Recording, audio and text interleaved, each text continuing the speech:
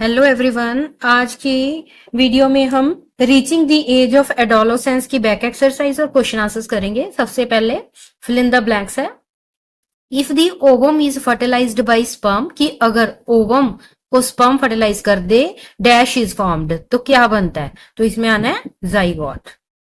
Next है endocrine glands release hormones directly into the dash. जो endocrine glands है ये डक्टलेस ग्लैंड्स होती हैं और ये अपने जो हार्मोन्स है ये ब्लड में छोड़ते हैं। तो यहाँ ब्लड आना है, डायरेक्टली ये ब्लड में अपनी सिक्रेशन देते हैं।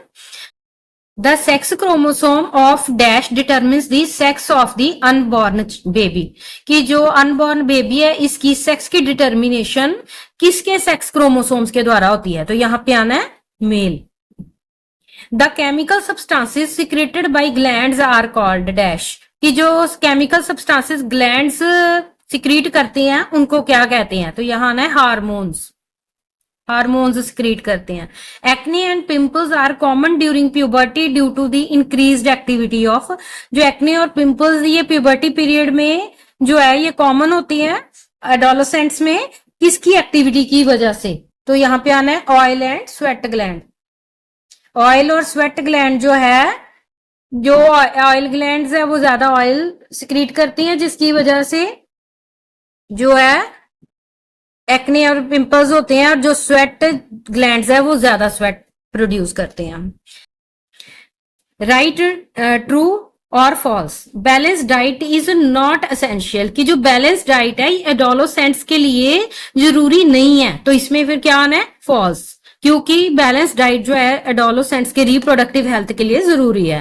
The stoppage of menstruation is termed as menarche, कि जो मेंस्ट्रुएशन स्टॉप हो जाती है इसको मेनार्के कहते हैं। तो ये भी फॉल्स है, क्योंकि मेनार्के जो है ये जो बिगिनिंग है मेंस्ट्रुएशन की इसको कहते हैं मेनार्के। ओवरीज प्रोड्यूस्ड टेस्टोस्टेरोन हार्मोन, की जो ओवरीज है वो टेस्टोस्टेरोन हार्मोन सिक्रीट करती हैं, तो जो ओवरीज हैं वो एस्ट्रोजन करती हैं, इसलिए ये भी फॉल्स आना है। The change from larva to an adult frog is known as metamorphosis, की जो लार्वा से एडल्ट फ्रॉग बनता है उसको हम मेटामॉर्फोसिस बोलते हैं। तो ये ट्रू है।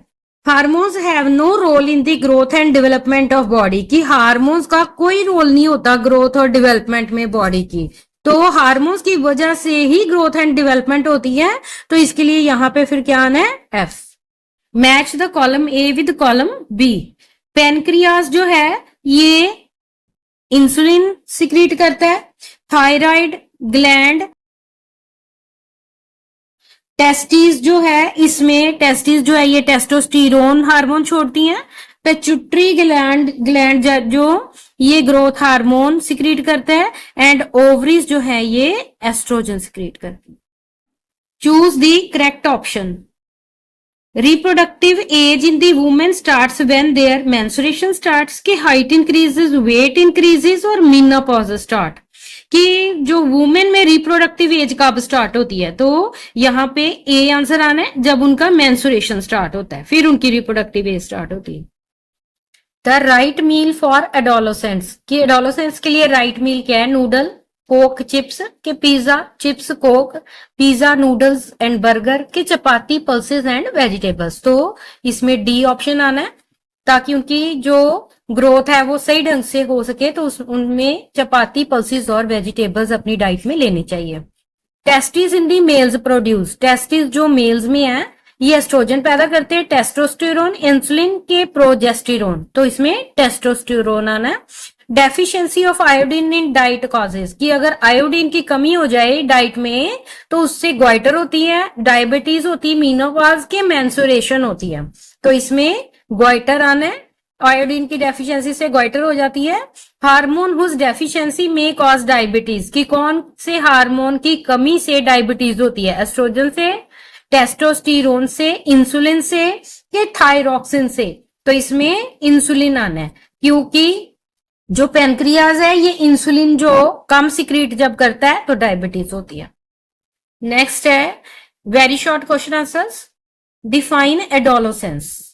The period of life when body undergoes changes leading to reproductive maturity is called adolescence, कि वो पीरियड लाइफ का जब बॉडी में कुछ चेंजेस आती है जिसकी वजह से रिप्रोडक्टिव मेच्योरिटी आ जाती है, उसको एडोलेसेंस कहती हैं। What will happen if tadpoles are in iodine deficient pond water? कि अगर टेडपोल्स जो हैं, अगर वो ऐसे पॉन्ड में हो जहां पे आयोडीन की कमी हो, तो फिर क्या होगा? If tadpoles are in iodine deficient pond water, their metamorphosis into adult frogs will fail. कि अगर आयोडीन की कमी होगी तो उनकी जो मेटामॉर्फोसिस है, एग से, टेडपोल से, फिर जो है अडल्ट फ्रॉग जो है, इसको मेटामॉर्फोसिस कहती है, तो उनकी मेटामॉर्फोसिस जो है वो नहीं होगी और वो एडल्ट फ्रॉग में डेवलप नहीं हो पाएंगे। Why are endocrine glands known as ductless gland? Endocrine glands को डक्टलेस ग्लैंड्स क्यों कहती हैं? एंडोक्राइन ग्लैंड्स को डक्टलेस ग्लैंड्स इसलिए कहती हैं क्योंकि उनमें डक्ट्स नहीं होती। These glands release their secretion directly into blood, और ये अपनी secretion जो है सीधे ब्लड में ही देते हैं, इसलिए इनको डक्टलेस ग्लैंड कहा जाता है। तो ये है आज की हमारी वीडियो।